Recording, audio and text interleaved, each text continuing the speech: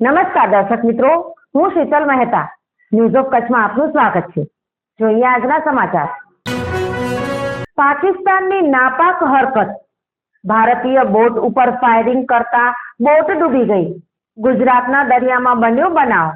દેશની સીમાઓની સુરક્ષા કાજે સતત સમર્પિત અને સજ્જ દેશના જાંબાઝ જવાનો પર દરેક દેશવાસીને ગૌરવ થાય તેવા એક દિલધડક ઘટનાક્રમમાં ભારતીય કોસ્ટગાર્ડના જવાનોએ 2 કલાક સુધી પીછો કરીને પાકિસ્તાનની ચુંગાલમાંથી છોડાવતા 7 ભારતીય માછીમારોને બચાવ્યા હતા. અરબી સમુદ્રમાં ભારતીય માછીમારો પર પાકિસ્તાની મરીન દ્વારા ગોળીબાર કરાતા માછીમાર બોટ કાલ ભૈરવને નુકસાન થયું હતું, પરંતુ ભારતીય જવાનોએ તમામ 7 માછીમારોને બચાવી લીધા હતા.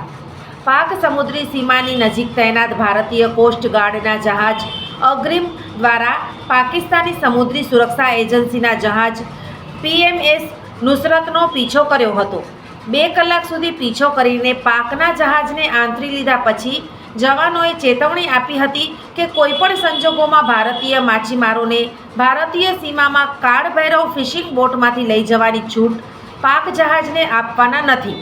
ભારતીય કોસ્ટગાર્ડના બહાદુર જવાનોએ ભારતીય માછીમારોને છોડાવવા કરેલી કવાયત દરમિયાન કમનસીબે ભારતીય માછીમારી બોટ કાલ ભૈરવ ક્ષતિગ્રસ્ત થઈને ડૂબી ગઈ હતી.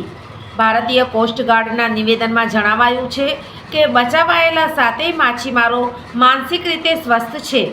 તમામ માછીમારોને ગુજરાતમાં ઓખા બંદરે લવાયા હતા. ત્યારબાદ કોસ્ટગાર્ડ ઉપરાંત રાજ્ય પોલીસ, ગુપ્તચર એજન્સીઓ, મત્સ્યોદ્યોગ વિભાગના અધિકારીઓએ ઘર્ષણ અને બચાવ અભિયાનના સંજોગો અને માછીમારોની પૂછપરછ કરી હતી. આ તમામ વિભાગોએ ઘર્ષણ તેમજ બચાવ અભિયાનના ઘટનાક્રમોના સંજોગો, કારણો જાણવા તપાસ હાથ ધરી હતી. સોફ Kutch power by Opal electronics, LG best shop, Vijaynagar road Bhuj, Rambag road Adipur.